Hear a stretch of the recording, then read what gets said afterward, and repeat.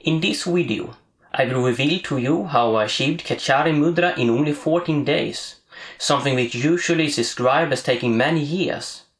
And what I will reveal to you about this mudra haven't been revealed before.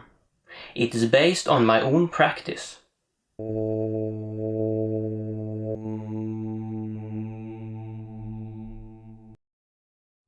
This is a follow-up to my first video about Khechari Mudra. If you haven't watched that already, then watch that first by clicking up here. Now, as described in the first video, Khechari Mudra involves putting your tongue up into the nasal cavity. You might think that to do this requires a very long tongue, but this is not the case, or at least your tongue doesn't need to be that long before, because the practice I'm about to describe will actually make your tongue seem longer. If I do this,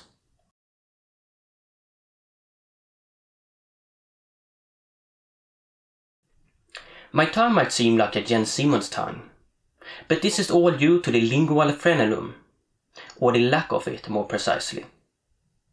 You see, the lingual frenulum is that little strip of flesh which ordinarily ties your tongue to the floor of the mouth. But when doing the practice I'm about to describe, the lingual frenulum will actually grow away a little, and thus make your tongue more mobile. Before proceeding, a word of caution is in order. This is an advanced yoga technique, and I can't be held responsible for any injuries you might suffer if you decide to try it out.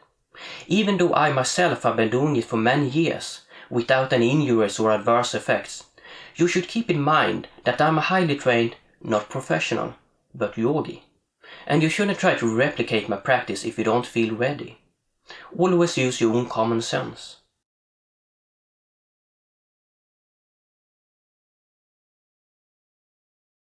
Now, with that disclaimer out of the way, what I did to achieve Khechari Mudra in just 2 weeks was, first of all, to press and hold my tongue back in the mouth with all the muscles of the tongue, and do this all the time throughout the day, when not eating or talking, we say. Often I would also take my hands and massage my tongue to gently press it even further back in the mouth. After doing this for a little more than a week, I would actually manage to, with the help of the hands, to get my tongue up into the nasal cavity. As a side note, in the beginning when managing to get your tongue up into the nasal cavity, you will feel quite sensitive there, and sometimes feel like sneezing.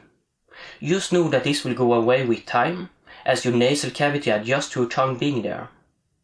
And you will be able to effortlessly clean your nasal cavity from mucus, as mentioned in the first video.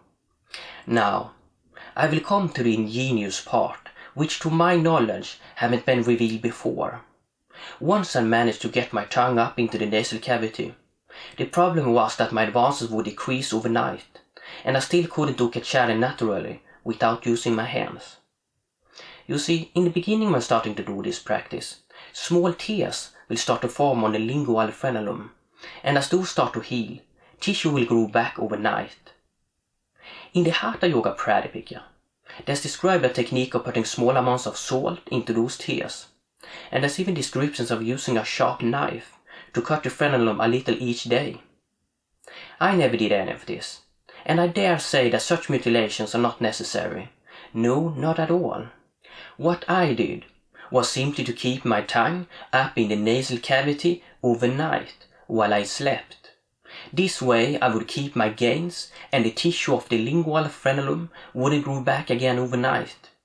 Though the tears will still heal, don't worry. After doing this for a few nights, I would actually manage to get my tongue up into the nasal cavity without using my hands, like this.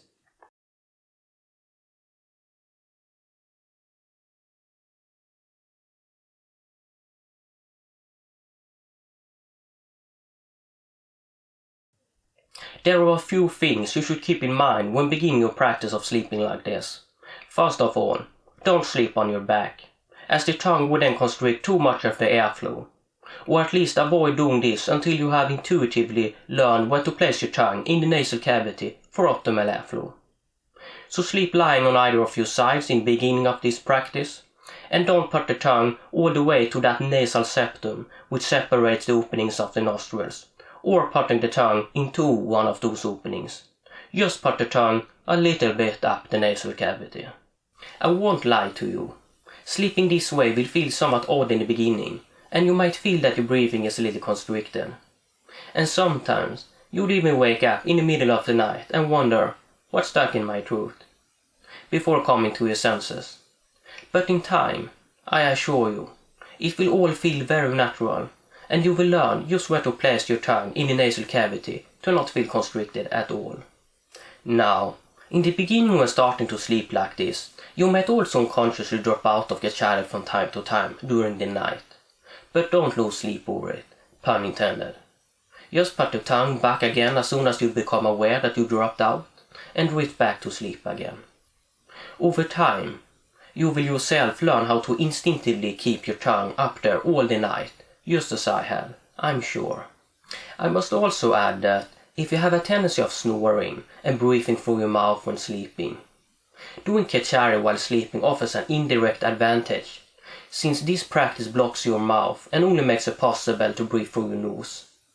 And as you might have heard elsewhere, your nose acts like a filter, trapping bacteria, and breathing through it thus offers more health benefits as compared to breathing through your mouth. Another thing to keep in mind is to make sure that the palatine uvula falls down, like this. If the palatine uvula doesn't fall down, the uvula could be a little dry in the morning and sticking to your tongue, which would make it a little uncomfortable, making the uvula unstick and getting the tongue down from the nasal cavity in the morning again. When starting this practice, it will also feel a bit uncomfortable with saliva building up in your mouth, and you might have to get out of Khechari to swallow from time to time during the night. But eventually you will get used to it, and be able to sleep a whole night without having to swallow many times, if any at all. Now, aside from the benefits of nose breathing, what would you use the Khechari Mudra? Well, as stated in my first video on Khechari Mudra, I use it for breath holding, since after a little while, when your lingual frenulum has grown back even more, you'll be able to press your tongue up towards the nasal roof, and this way block any air from leaking out or getting in. In a future video, I will describe how exactly to utilize this in your meditation, and what kind of breathing and visualization practices could be used together with Khechari. Until then, thanks for watching, and if you have any questions, please feel free to write them in the comment section down below. Also make sure to like and subscribe.